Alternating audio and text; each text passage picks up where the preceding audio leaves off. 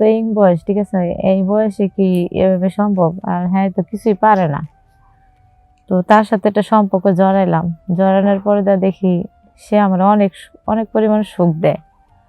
তো মানুষের সবচেয়ে বড় জিনিস হচ্ছে মেয়েদের শারীরিক চাহিদা পূরণ করতে পারে যে সে তার এটাই খুশি। এরকম করতে করতে তার সাথে অনেক দিন যাবত আমার সম্পর্ক অনেক কিছু হইতেছে। হঠাৎ করে হওয়ার কালে দেখি যে আমার হাজবেন্ড যে মানে ওরে দেখলে আমার মাথা মতো গরম হয়ে যায়। অ্যাকচুয়ালি তো বয়স, আর অ্যাকচুয়ালি তো কিছুই পারে না। তো আমি কি দেখে কি করবো বুঝছেন না? তো এ কি, হ্যাঁ, যখন বাহিরে যাগা তখনই ওই ছেলে আনি বাসায়, ওই ছেলেও আসে। আসার পরে আমাদের মধ্যে অনেক কিছু হয়। তো এরকম করতে করতে একদিন হঠাৎ করে সে দেখে ফেলে, আমার হাজবেন্ড দেখে ফেলে যে কি হঠাৎ করে এই ছেলে আমাদের বাসায় বলছে যে তোমার খোঁজ দিয়েছে। এরকম বলতে বলতে ধরেন অনেকদিন হয়ে গেল। তো একদিন আমার বাবা মা আইছে আমার বাসায়। আসার পরে বলতেছে যে কি কেমন আছো? তো আমি বলছি যে না, আমি অনেক ভালো আছি, তোমরা তোমার ভালোর জন্য দিছো, তো অনেক ভালো আছি, সুখে আছি। আসসালামু আলাইকুম, আমি মিথিলা, আমার বাড়ি টঙ্গী। তো আমার কিছু জীবন গল্প নিয়ে আপনাদের কাছে উপস্থিত, মনোযোগ সহকারে শুনবেন। আসলে সত্য বলতে কি জানেন, আমার বাবা আর মা আমাকে এক ছেলের সাথে বিয়ে দিতে চায়। তো বিয়ে দিতে চায় বলতে মানে জোর করে এটা, সে আমাদের এলাকারই মাকবর সাহেব, ঠিক আছে। তো উনি অনেক দাপটশালী। তো আপনার উনি আমার বিয়ের প্রস্তাব দিয়েছে, কারণ আমি তো অনেক ছোট, তার সাথে তো আমার জানা তার অনেক বয়স, আর আমি মাত্র ক্লাস 8-এ পড়ি।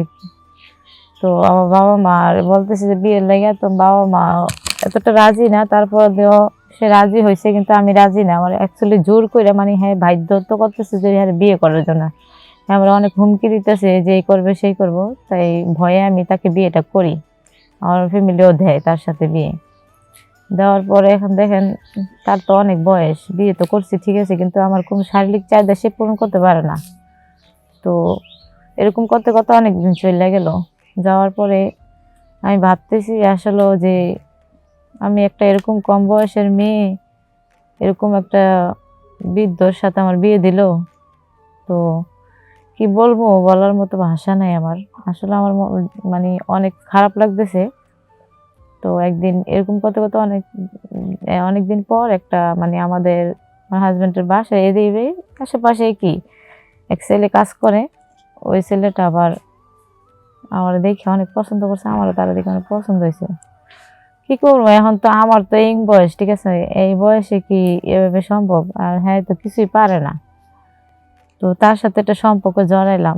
জড়ানোর পরে দেখি সে আমার অনেক অনেক পরিমাণ সুখ দেয়। তো মানুষের সবচেয়ে বড় জিনিস হচ্ছে মেয়েদের শারীরিক চাহিদা পূরণ করতে পারে যে সে তার এটাই খুশি। এরকম করতে করতে তার সাথে অনেক দিন যাবত আমার সম্পর্ক অনেক কিছু হইতেছে। হঠাৎ করে হওয়ার কালে দেখি যে আমার হাজবেন্ড যে মানে ওরে দেখলে আমার মাথা মতো গরম হয়ে যায়। অ্যাকচুয়ালি তো বয়স, আর অ্যাকচুয়ালি তো কিছুই পারে না। তো আমি কি দেখে কি করবো বুঝছেন না?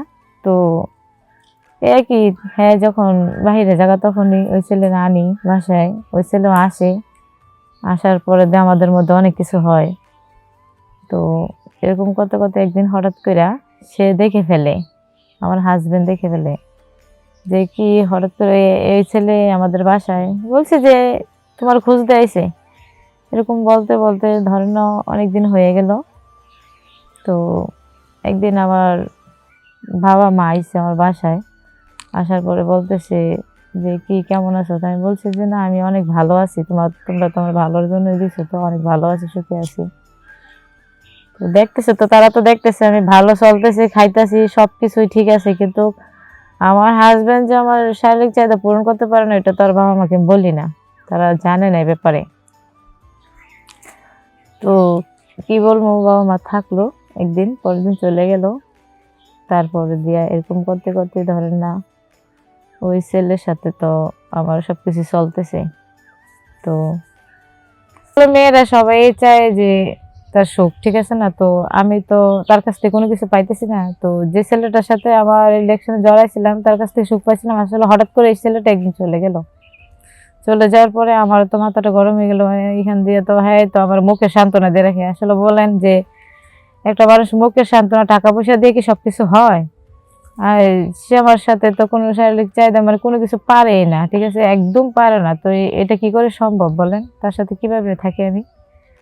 তো এরকম তো কোনোভাবেই সম্ভব না।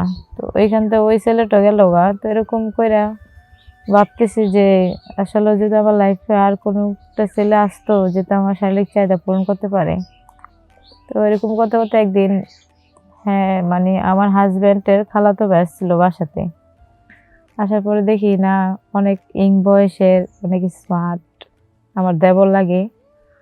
তো কোনোভাবে হ্যাঁ ভাও করলাম। ভাও করার পরে দিয়া এর সাথে শারীরিক চাহিদা করলাম। অনেক ভালো লাগলো। কি করবো, আমার হাজবেন্ড যেতে বয়স্ক, কিছু বুঝে না, আর হ্যাঁ শারীরিক কোনো চাহিদা পূরণ করতে পারে, তো আমারও তো কিভাবে কোনো কিছু একটা করে বাঁচতে হইব না? এভাবে তো থাকা সম্ভব না। তো তার সাথে মানে অনেক কিছু হয় আর কি যে আমার দেবরের সাথে। তো এভাবেই কোনোভাবেই জীবনটা কাটাইতেছি। আসলে বলতে কি যে মানুষের টাকা পয়সা দিয়ে সবকিছু হয় না। বাঁচতে গেলে সবকিছুরই দরকার হয়, কিন্তু তো একটা কম বয়সের মেয়েরে আসলে বেশি বয়সের ছেলের সাথে, তো বৃদ্ধ ছেলেদের সাথে বিয়ে দেওয়া ঠিক না। কারণ তারা তো তার বয়স হয়ে গেছে, তারা তো কি পারবো? তো মেয়ের যদি শারীরিক চাহিদা পূরণই না করতে পারে তাইলে তো এর মধ্যে কিছুই হইলো না। তো আসল কথা হলো এখন তো যেটা চলছে, মেয়েদের হলো 9 গুণ, ছেলেদের 6 গুণ। তো 9 গুণের ছেলে ওটা তো তারা তো বুঝতে হইব।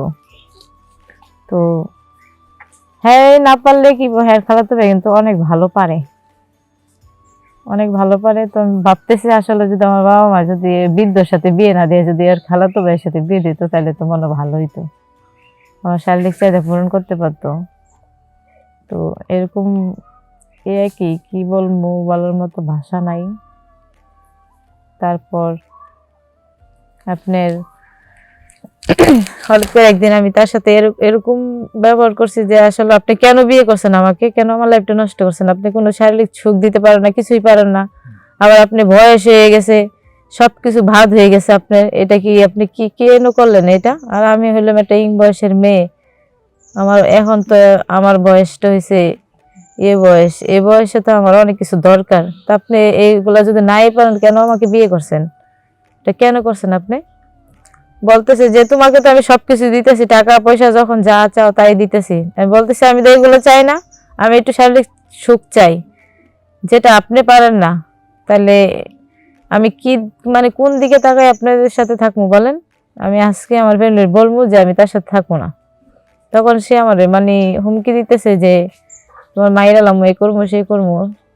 পরে দিয়ে আমি তো ভয় আর কিছু বলতে পারতেছি না। তো এভাবে চলতেছে। আমি কই আচ্ছা ঠিক আছে, যেভাবে চলতেছে এভাবে চলতেছি, এই আর কি। তো এভাবে এভাবে তো আর মানুষ চলা সম্ভব না, না? তো বলতেছি যে আপনারা আপনাদের কাছে একটা অনুরোধ যে আপনারা কখনোই কোনো বৃদ্ধ ছেলের সাথে কম বয়সের মেয়েকে বিয়ে দেবেন না, দয়া করে।